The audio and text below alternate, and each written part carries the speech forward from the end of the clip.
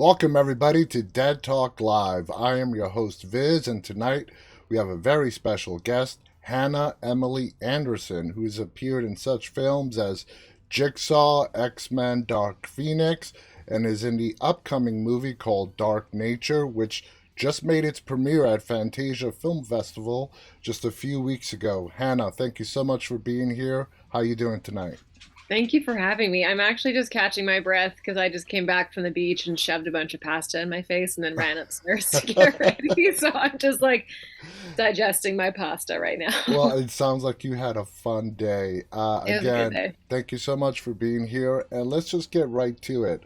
Yeah. Like I said, you're in an upcoming movie coming out later this year. It just made its premiere at Fantasia called Dark Nature. You play the character of Joy. Now, Joy suffered through a traumatic experience that we see early on in the film at the hands of her husband. What were your thoughts as you read through this character and what she's about?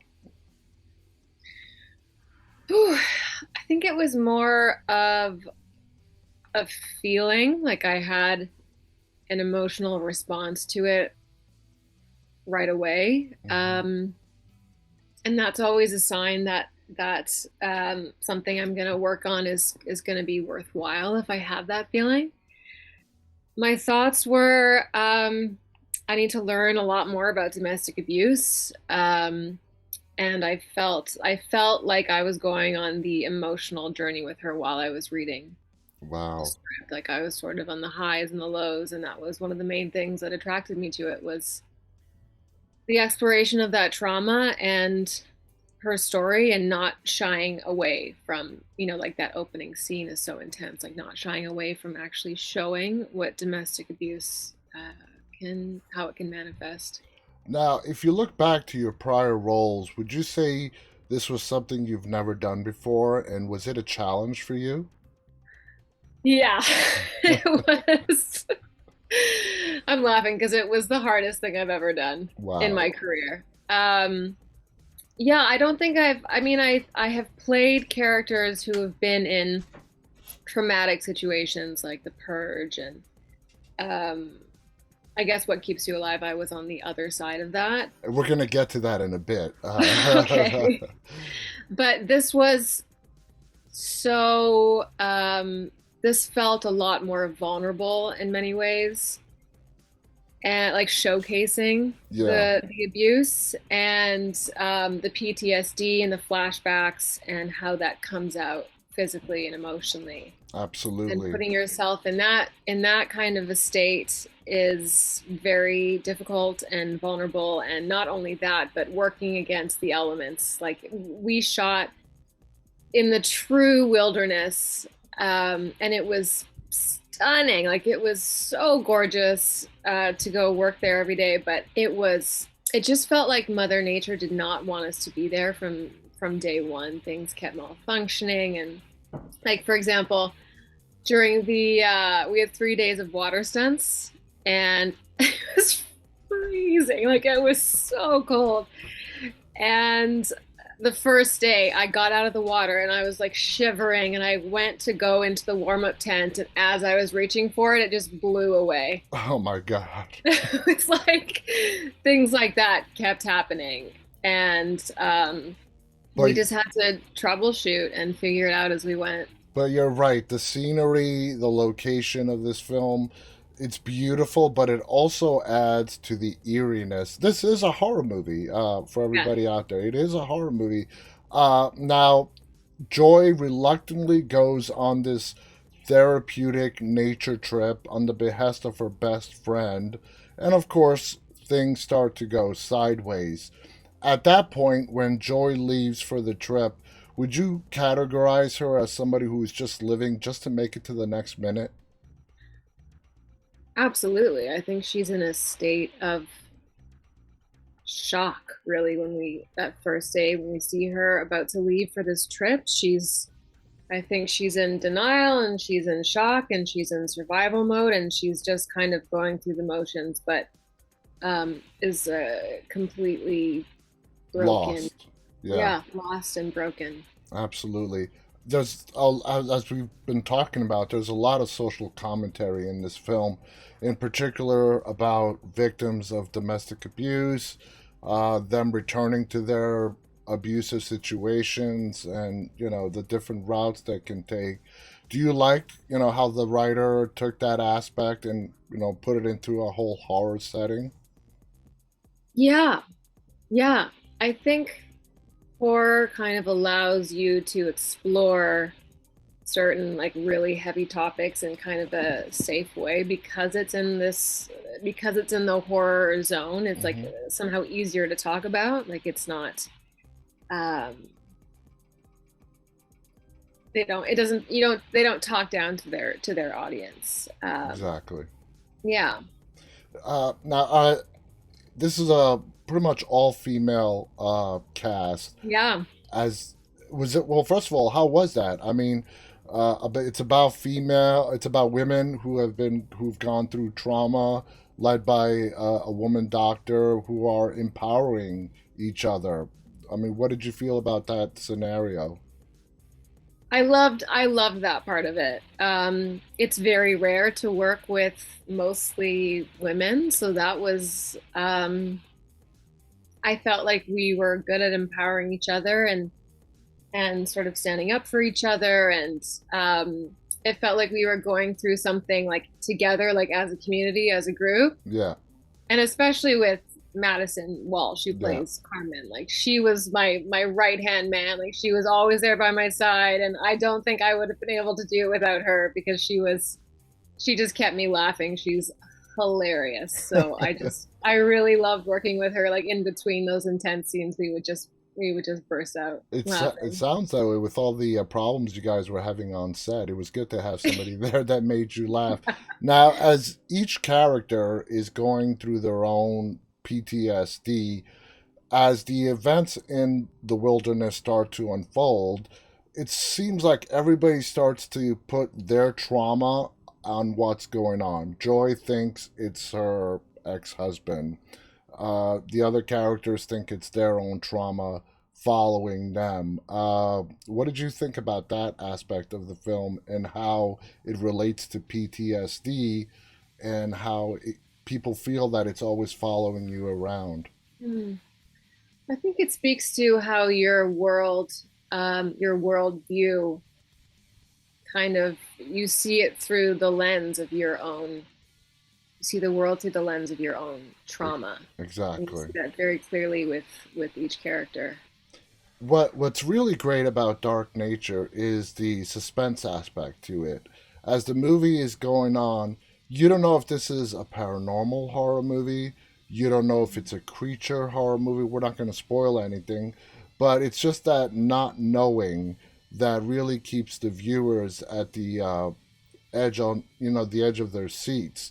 As you were playing the character of Joy, uh, is I mean, what did you bring to the table to sort of heighten that feeling of suspense and anticipation as to what is lurking in the woods? How did I bring? Well, the great thing about filming in actual nature, like we were filming literally in the dark woods, in the Yeah, dark nature.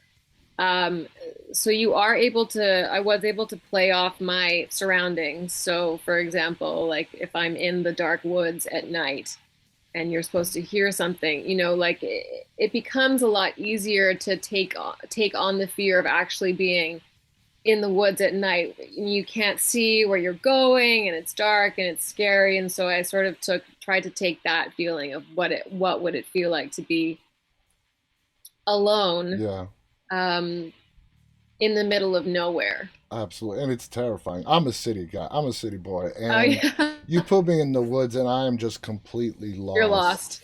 So, You would have died yeah, in I this would film, I have. bet. I Yeah. would have. Yeah, I'm not the camping type of person. You mentioned earlier what I would say is my favorite role of yours, and that is what keeps you alive. Hmm. You play Jackie, a bona fide psychopath. So, were you excited, first off, just to take on that role? Was that also something that you've never played before? Oh, of Jackie? Yeah. Yeah.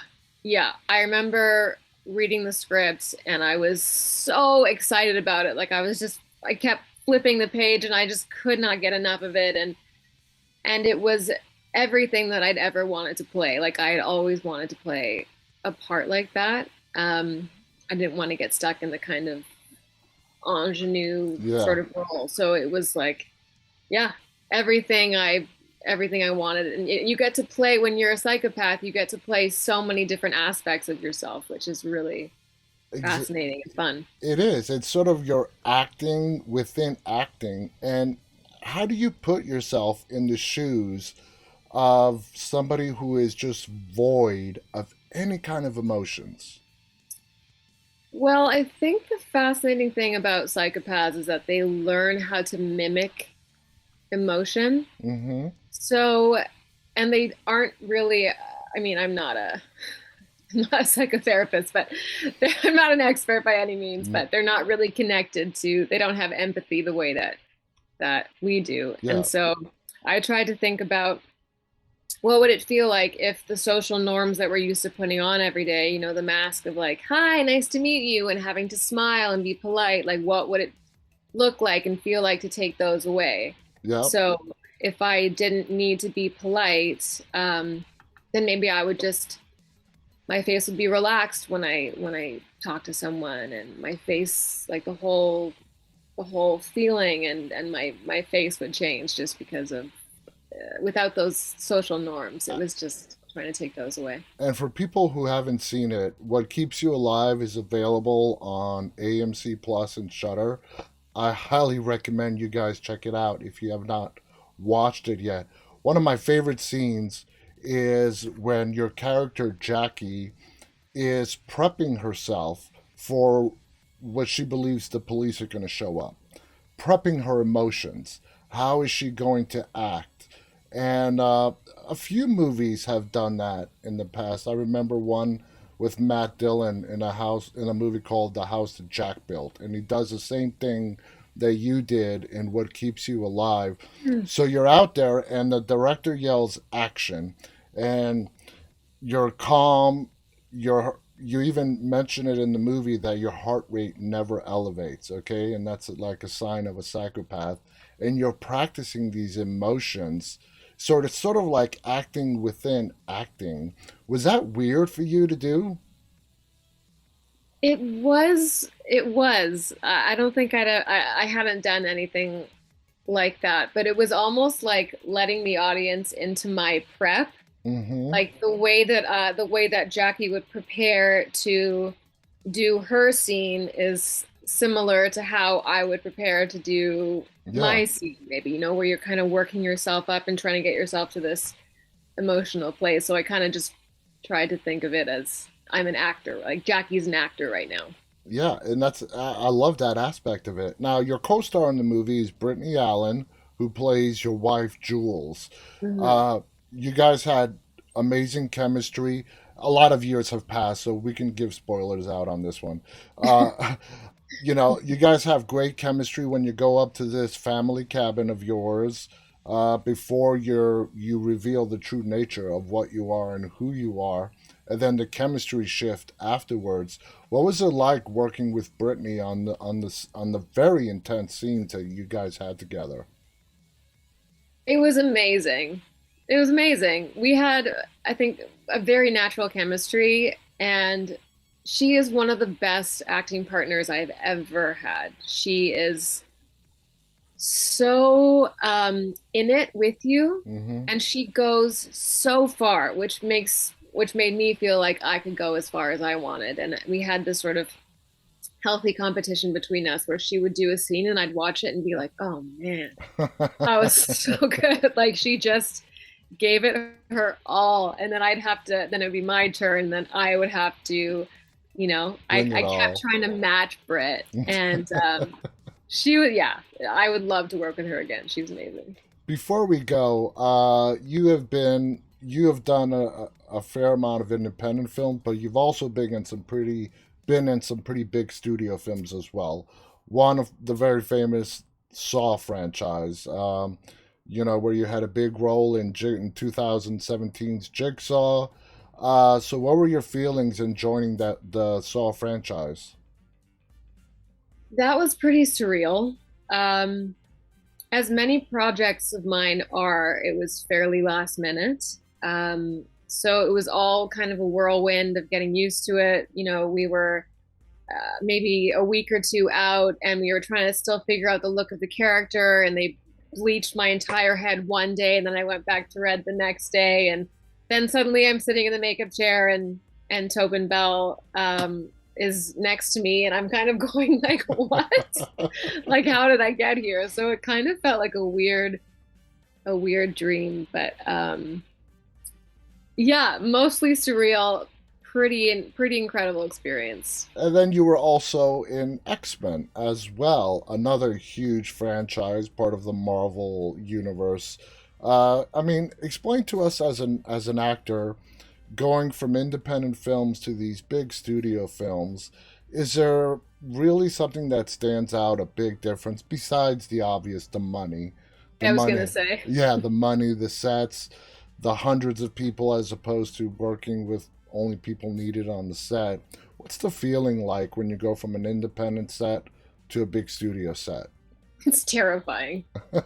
It's like I felt so out of my league. I'm used to like a very small budget, like small amount of people, and it's like a whole universe. Like you step onto the set and they have created a whole other world, and it's a massive scale, and there's multiple sets and way more people.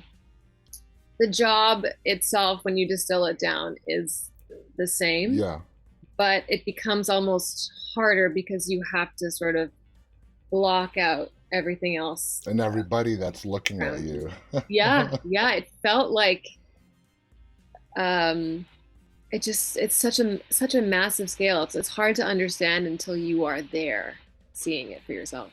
Oh, that's great. And I want to thank you so much for coming on here and just sharing some of your stories. Guys, again, the movie is coming out later this year. I don't think there's an official release date yet. Yeah. It just premiered at Fantasia. It's called Dark Nature. Check it out. It's a great movie. We're not going to tell you what kind of a horror movie it is. You're just going to have to go and find out. Hannah, again, thank you so much. Do you have any final thoughts you want to share before we go? No, I don't think so, but thank you so much for having me. Absolutely. It was our pleasure. I want to thank our audience, those who have tuned in live, and those who will be watching this later on. On behalf of Hannah and myself, stay safe, stay walking. Good night, everybody.